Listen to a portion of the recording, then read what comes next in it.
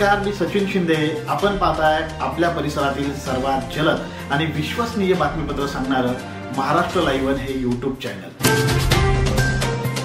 पवन मावळात सध्या अतिमुसळधार पाऊस कोसळत आहे। गेल्या 48 तासांपासून पवना धरण क्षेत्रात जोरदार पाऊस कोसळत असून यामुळे धरणाच्या पाणी पातळीत वेगाने वाढ होत आहे। या पार्श्वभूमीवर धरणातील पाणीसाठा नियंत्रित करण्याकरिता धरणातून मोठ्या प्रमाणात पाण्याचा विसर्ग सुरू आहे। शनिवारी 26 जुलैला सकाळी 11 वाजता घेतलेल्या माहितीनुसार धरणातून 7140 क्युसेक विसर्ग सुरू असून यामुळे पवना नदीवरील कोथुर्णे जवळील पूल पाण्याखाली गेलाय, तर काले येथील स्वयंभू मंदिर पाण्याखाली गेले आहे।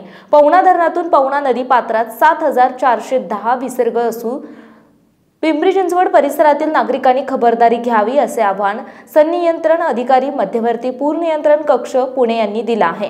जोरदार पावसाचा ग्रामीण भागाला मोठा तडाखा बसला असून अनेक ठिकाणी नागरिकांना मुसळधार पाण्यामुळे अडचणींचा सामना करावा लागत आहे।